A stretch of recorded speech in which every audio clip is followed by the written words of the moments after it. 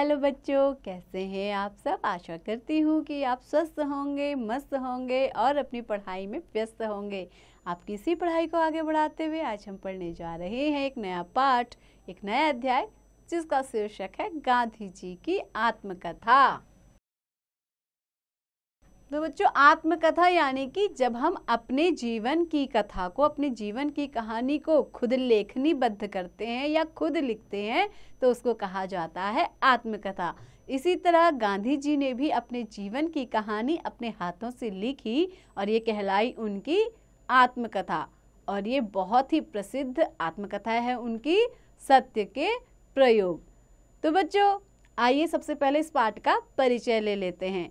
गांधी जी की आत्मकथा के सत्य के प्रयोगों से हमें उनके सिद्धांतों एवं विचारों का परिचय मिलता है कि गांधी जी किस सिद्धांत का पालन करते थे और वे किन विचारों को अपने जीवन में समाहित करते हुए चलते थे। उनकी चारित्रिक दृढ़ता एवं अध्यवसाय का हमारे ऊपर गहरा प्रभाव पड़ता है। प्रस्तुत लेख में सत्य और अहिंसा की तात्विक विवेचना की गई है। गांधी जी सत्य की आराधना को भक्ति तथा अहिंसा को जीवन के सभी व्यवहारों की आधारशिला मानते थे। बच्चों, अहिंसा यानी कि दूसरे जीवों पर हिंसा न करने का भाव। तो बच्चों, आइए इस पाठ को शुरू करते हैं। आप लोग इस लेख को ध्यान से सुनिएगा। हमारी संस्था का मूल ही सत्य का आग्रह है, इसीलिए पहले सत्य को ही लेता हूँ। बच्चों, सत्य यानी कि सच बोलने का भाव क्या कहलाता है? सत्य। तो वो क्या कह रहे हैं महात्मा गांधी जी? गांधी जी कहते हैं कि हमारी संस्था का जो मूल है वो क्या है? सत्य का आग्रह। इस सत्य की आराधना के लिए हमारा अस्तित्व, हमारी प्रत्येक प्रवृत्ति और हमारा श्वासोच्छ्वास होना चाहिए। ऐसा करना सीख जाने पर दूसरे सब नियम सहज ही हमारे हाथ लग सकते हैं। उनका पालन भी सरल हो सकता है। सत्य के बिना किसी भी नियम का शुद्ध पालन असंभव है। साधारणतः सत्य का अर्थ सच बोलना मात्र ही समझा जाता है, लेकिन हमने विशाल अर्थ में सत्य शब्द का प्रयोग किया है। ये कौन कह रहे हैं? ये गांधी जी बता रहे हैं। वाणी में और आचार विचार में सत्य का होना ही सत्य है। बच्चों, आचार विचार यानी कि आपका जो आचरण है और आपके जो विचार हैं वो क्या होने चाहिए? दोनों सत्य से परिपूर्ण होने चाहिए। इस सत्य को पूर्णतः समझने वाले के लिए जगत में और कुछ भी जानना बाकी नहीं रहता। उसमें जो न समाए वह सत्य नहीं है, ज्ञान नहीं है। तब भी उससे सच्चा आनंद तो हो ही कहाँ सकता है। यदि हम इस कसौटी का उपयोग करना सीख जाएं, तो हमें यह जानने में देर न लगे कि कौन प्रवृत्ति उचित है, कौन त्याज्य। त्याज्य यानी कि त्यागने योग्य। जो चीज त्यागने योग्य होती है उसको कहते हैं त्याज्य। क्या देखने योग्य है, क्या नहीं, क्या पढ़ने योग्य है, क्या नहीं। पर यह पारसमणि रूप, कामधेनु रूप सत्य पाया कैसे जाए? बच्चों, पारसमणि रूप यानी कि पारसमणि के समान चमकदार और कामधेनु एक गाय होती है जो आपकी सभी इच्छाओं की पूर्ति करती है। तो इसी प्रकार कामधेनु रूपी इस सत्य को हम कैसे प्राप्त कर सकते हैं? इसका जवाब भगवान ने दिया है, अभ्यास और वैराग्य से। फिर भी हम पाएंगे कि एक के लिए जो सत्य है वह दूसरे के लिए असत्य हो सकता है। इसमें घबराने की बात नहीं है। जहाँ शुद्ध प्रयत्न है वहाँ भिन्न जान पड़ने वाले सभी सत्य एक ही पेड़ की असंख्य भिन्न दिखाई देने वाले पत्तों के समान है। परमेश्वर ही क्या हर आदमी को भिन्न दिखाई नहीं देता। फिर भी हम जानते हैं कि वह एक ही है, पर सत्य नाम ही परमेश्वर का है। अतः जिसे जो सत्य लगे तदनुसार वह बरते तो उसमें दोष नहीं। बच्चों, तदनुसार यानी कि तद प्लस अनुसार, इससे बना है तदनुसार, यानी कि उसके अनुसार, उसके अनुरूप। इतना ही नहीं बल्कि वही कर्तव्य है। फिर उसमें भूल होगी भी तो वह अवश्य सुधर जाएगी, क्योंकि सत्य की खोज के साथ तपश्चर्या होती है। तपश्चर्या यानी कि क्या होती है? एक तरीके की तपस्या भी होती है, अर्थात आत्म कष्ट सहन की बात होती है। उसके पीछे मर मिटना होता है। बच्चों, आत्म कष्ट यानी अपने आप को कष्ट दे करके सहन करना बातों को, क्या कहलाता है? आत्म कष्ट सहन। उसके पीछे हमें क्या करना होता है? मर मिटना होता है, यानी कि दृढ़ संकल्प रखना होता है। अतः उसमें स्वार्थ की गंध तक भी नहीं होती। ऐसी निस्वार्थ खोज में लगा हुआ आज तक कोई जीवन पर्यंत गलत रास्ते पर नहीं गया। बच्चों, जीवन पर्यंत यानी कि अपने संपूर्ण जीवन में जो सत्य की राह पकड़ते हैं वो गलत रास्ते पर कभी भी नहीं जाते हैं। भटकते ही वह ठोकर खाता है और फिर सीधे रास्ते चलने लगता है। सत्य की आराधना भक्ति है। बच्चों, सत्य की आराधना यानी कि जब हम क्या करते हैं? सत्य को ही पूजा बना लेते हैं अपनी, तो वो हमारी क्या बन जाती है? भक्ति। और भक्ति सिर हथेली पर लेकर चलने का सौदा है। देखो बच्चों, ये एक मुहावरा है, सिर हथेली पर लेकर चलना, यानी कि क्या? बहुत ही टफ टास्क, बहुत ही कठिन कार्य है कि आप अपने सिर को हथेली पर लेकर चल सकते हैं क्या? अथवा वह हरि का मार्ग है। हरि का मार्ग यानी कि हरि यानी कि भगवान का मार्ग, यानी कि रास्ता है जिसमें कायरता की गुंजाइश नहीं है, जिसमें हार नाम की कोई चीज है ही नहीं। वह तो मरकर जीने का मंत्र है। सब बालक, बड़े, स्त्री पुरुष चलते फिरते, उठते बैठते, खाते पीते, खेलते कूदते, सारे काम करते हुए यह रटन लगाए रहें और ऐसा करते करते निर्दोष निद्रा लिया करें। निर्दोष यानी कि दोष रहित, निद्रा यानी कि नींद। तो क्या करें? ऐसी बिना दोष की दोषहीन नींद को लिया करें तो कितना अच्छा हो। यह सत्य रूपी परमेश्वर मेरे लिए रत्न चिंतामणि सिद्ध हुआ है। बच्चों, रत्न चिंतामणि यानी कि रत्नों से भरी हुई। चिंतामणि एक पुस्तक है, तो क्या है? जो रत्नों से भरी हुई है। इस प्रकार से यह सत्य परमेश्वर द्वारा दिया गया मेरे लिए ये सिद्ध हुआ है। हम सभी के लिए वैसा ही सिद्ध हो, प्रूफ हो। सत्य और अहिंसा का मार्ग जितना सीधा है उतना ही तंग भी यानी कि उतना ही कठिन भी है। खांडे की धार पर चलने के समान है, यानी कि क्या है? जो तलवार होती है उसकी धार पर आपको चलना पड़े तो क्या आसान सहज है आपके लिए? नहीं है ना।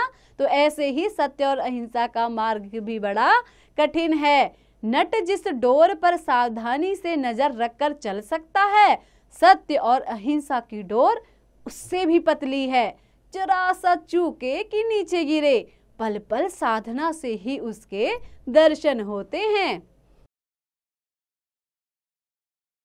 लेकिन सत्य के संपूर्ण दर्शन तो इस देह से असंभव है। उसकी केवल कल्पना ही की जा सकती है। क्षण भंगुर देह। बच्चों, क्षण भंगुर यानी कि किसी भी क्षण, किसी भी पल नष्ट हो जाने वाला यह शरीर क्या कहलाता है? क्षण भंगुर देह। इसके द्वारा शाश्वत धर्म का साक्षात्कार संभव नहीं होता। साक्षात्कार यानी कि आमना सामना। अतः अंत में श्रद्धा के उपयोग की आवश्यकता तो रह ही जाती है। इसी से अहिंसा जिज्ञासु के पल्ले पड़ी। जिज्ञासु, जिसको जानने की इच्छा हो उसको कहते हैं जिज्ञासु। जिज्ञासु के सामने यह सवाल पैदा हुआ कि अपने मार्ग में आने वाले संकटों को सहे या उसके निमित्त जो नाश करना पड़े वह करता जाए और आगे बढ़े। उसने देखा कि नाश करते चलने पर वह आगे नहीं बढ़ता, वहीं का वहीं रह जाता है, संकट सहकर आगे बढ़ता है। नाश में उसने देखा कि जिस सत्य की उसे तलाश है वह बाहर नहीं बल्कि भीतर है। इसीलिए जैसे जैसे नाश करता जाता है वैसे वैसे वह पीछे चला जाता है, सत्य दूर हटता जाता है। चोर हमें सताता है, उससे बचने को हमने उसे दंड दिया। उस वक्त के लिए तो वह भाग गया जरूर, लेकिन उसने दूसरी जगह जाकर सेंध लगाई, पर वह दूसरी जगह भी हमारी ही है, अतः हमने अंधेरी गली में ठोकर खाई। चोर का उपद्रव बढ़ता गया, क्योंकि उसने तो चोरी को कर्तव्य मान रखा है। उससे अच्छा तो हम यही पाते हैं कि चोर का उपद्रव सह लें, इससे चोर को समझ आएगी। इससे हम देखते हैं कि चोर कोई हमसे भिन्न नहीं है, हमारे लिए तो सब सगे हैं, मित्र हैं, उसे सजा देने की जरूरत नहीं है। लेकिन उपद्रव सहते जाना भी ठीक नहीं है, इससे तो कायरता पैदा होती है। अतः हमारा दूसरा विशेष धर्म सामने आया। यदि चोर अपना भाई बिरादर है तो उसमें वह भावना पैदा करनी चाहिए। हमें उसे अपनाने का उपाय खोजने तक का कष्ट सहने को तैयार रहना चाहिए। यह अहिंसा का मार्ग है। इसमें उत्तरोत्तर दुख उठाने की ही बात आती है। बच्चों, उत्तरोत्तर दुख उठाना यानी कि बार बार दुख उठाने की ही बात आती है। एक के बाद एक दुख आते ही जाते हैं। अटूट धैर्य शिक्षा की बात आती है। अटूट यानी कि न टूटने वाला, धैर्य यानी कि धीरज। तो क्या है, जब हमारे मन में ऐसा धीरज होगा कि जो क्या है अटूट हो, तभी हम ये कार्य कर सकते हैं। यदि यह हो जाए तो अंत में चोर साहूकार बन जाता है और हमें सत्य के अधिक स्पष्ट दर्शन होते हैं।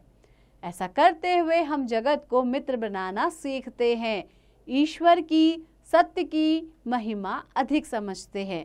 संकट सहते हुए भी शांति सुख बढ़ता है, हम में साहस हिम्मत बढ़ती है, हम शाश्वत अशाश्वत का भेद अधिक समझने लगते हैं। बच्चों, शाश्वत और अशाश्वत देखो एक दूसरे के विलोम शब्द हैं। शाश्वत यानी कि जो यहाँ पर उपस्थित है, विराजमान है, और अशाश्वत जिसकी क्या है, कोई भी सत्ता ही नहीं है। तो इसके भेद को हम क्या करते हैं, अच्छे से जानने लगते हैं। हमें कर्तव्य अकर्तव्य का विवेक हो जाता है। बच्चों, यहाँ पर फिर से एक विलोम शब्द आए हैं, कर्तव्य और अकर्तव्य, यानी कि क्या हमारा कर्तव्य होना चाहिए और क्या हमारा कर्तव्य नहीं है, इसका विवेक यानी कि ज्ञान हो जाता है। गर्व गल जाता है, यानी कि हमारा अहंकार नष्ट हो जाता है। नम्रता बढ़ती है, हमारे जो नम्र स्वभाव है, हमारी जो विनम्रता है, वो क्या है, दिनों दिन बढ़ने लगती है। परिग्रह अपने आप घट जाता है। परिग्रह यानी कि जब हम दूसरों से क्या करते हैं, ईर्ष्या द्वेष रखते हैं, वो अपने आप ही घटने लगता है। और देह के अंदर भरा हुआ मैल रोज रोज कम होता जाता है। अहिंसा वह स्थूल वस्तु नहीं है। बच्चों, स्थूल यानी कि बहुत बड़ी, जो विशाल आकृति की हो उसको कहते हैं स्थूल। इसका विलोम होता है सूक्ष्म, यानी कि बहुत छोटा। अहिंसा वह स्थूल वस्तु नहीं जो आज हमारी दृष्टि के सामने है। किसी को न मारना इतना तो है ही, कुविचार मात्र हिंसा है, उतावली हिंसा है, मिथ्या भाषण हिंसा है। बच्चों, मिथ्या भाषण यानी कि मिथ्या यानी कि जो झूठ मूठ का जो हम क्या करते हैं, वक्तव्य देते हैं, ऐसे भाषण जिनमें क्या है, बिल्कुल भी सत्य नहीं होता है, झूठ ही झूठ भरा होता है, उसको कहते हैं मिथ्या भाषण। तो गांधी जी कह रहे हैं कि ये भी हिंसा के ही समान है। द्वेष हिंसा है। द्वेष यानी किसी से ईर्ष्या भाव रखना भी हिंसा ही होता है। किसी का बुरा चाहना हिंसा है। जगत के लिए जो आवश्यक वस्तु है उस पर कब्जा रखना भी हिंसा है। पर हम जो कुछ खाते हैं वह जगत के लिए आवश्यक है। जहाँ खड़े हैं वहाँ सैकड़ों सूक्ष्म जीव पड़े पैरों तले कुचले जाते हैं, वह जगह उनकी है। फिर क्या आत्महत्या कर लें तो भी निस्तार नहीं है, निस्तार नहीं है तो भी क्या इसका कोई पार नहीं पाया जा सकता है, तो भी कल्याण नहीं है। विचार में देह के साथ संसर्ग छोड़ दें तो अंत में देह हमें छोड़ देगी। आपको सभी को पता है कि देह एक दिन क्या करेगी, हमें हमारा ये शरीर देह छोड़ देगा। यह मोह रहित स्वरूप सत्यनारायण है। ये दर्शन अधीरता से नहीं होते। अधीरता यानी कि जिसमें धैर्य नहीं होता है। धीरता का विलोम है अधीरता। तो क्या है, इसके लिए हमें धैर्य होना चाहिए। यह समझकर कि देह हमारी नहीं है, वह हमें मिली हुई धरोहर है, इसका उपयोग करते हुए हमें आगे बढ़ना चाहिए। इतना तो सबको समझ लेना चाहिए कि अहिंसा बिना सत्य की खोज असंभव है। अहिंसा और सत्य ऐसे ओतप्रोत हैं जैसे सिक्के के दोनों रुख। आपने बच्चों, सिक्के के दोनों रुख का मतलब क्या है? सिक्के के दोनों पहलू या चिकनी चकती के दो पहलू। उसमें किसे उल्टा कहें, किसे सीधा, फिर भी अहिंसा को साधन और साधन को साध्य मानना चाहिए। बच्चों, साधन और साध्य क्या है? साध्य यानी कि लक्ष्य, और उस लक्ष्य तक जो पहुंचने का जो मार्ग हमें दिखाता है वो क्या होता है? उसका माध्यम, यानी कि उसको कहते हैं साधन। यानी कि किसी भी साध्य की प्राप्ति के लिए हमें साधन की आवश्यकता पड़ती है। साधन अपने हाथ की बात है। इससे अहिंसा परम धर्म मानी गई, सत्य परमेश्वर हुआ। साधन की चिंता करते रहने पर साध्य के दर्शन किसी दिन कर ही लेंगे। बच्चों, अगर हम क्या कर रहे हैं, किसी भी माध्यम से हम चल रहे हैं, तो एक ना एक दिन हम अपने लक्ष्य को प्राप्त, साध्य को प्राप्त जरूर कर लेंगे। इतना निश्चित करना जग जीत लेना है। हमारे मार्ग में जो संकट आए, बाह्य दृष्टि से देखने पर हमारी चाहे जितनी हार होती दिखाई दे, तो भी हमें विश्वास न छोड़कर एक ही मंत्र जपना चाहिए, सत्य वही है, वही एक परमेश्वर है। उसके साक्षात्कार का एक ही मार्ग है, एक ही साधन है, अहिंसा। यानी कि गांधी जी कह रहे हैं कि हम अहिंसा के मार्ग से ही परमेश्वर तक पहुंच सकते हैं। कौन सा परमेश्वर? सत्य रूपी परमेश्वर तक पहुंचा जा सकता है, उसे कभी न छोड़ेंगे। जिस सत्य रूप परमेश्वर के नाम पर यह प्रतिज्ञा की है, वह हमें इसके पालन का बल दे। तो कह रहे हैं कि जिसके भी कारण हम क्या कर रहे हैं, ये दृढ़ संकल्प ले रहे हैं, ये प्रतिज्ञा ले रहे हैं, वो क्या करे, इस सत्य का पालन करने की हमें ताकत दे। तो बच्चों, इस पाठ के जो लेखक हैं वो महात्मा गांधी जी हैं। उनकी आत्मकथा का ये एक अंश है। इससे आपने सीखा होगा कि हमें क्या करना है, सत्यनिष्ठ बनना है। चाहे हमारे मार्ग में कितनी भी कठिनाई आए, अगर हम सत्य का मार्ग चुनते हैं, अहिंसा का मार्ग चुनते हैं, तो निश्चित ही हम परमेश्वर के मार्ग पर आगे बढ़ते हैं। तो बच्चों, ऐसे ही पढ़ते रहिए, आगे बढ़ते रहिए, और हाँ, इसका अभ्यास जरूर कीजिएगा।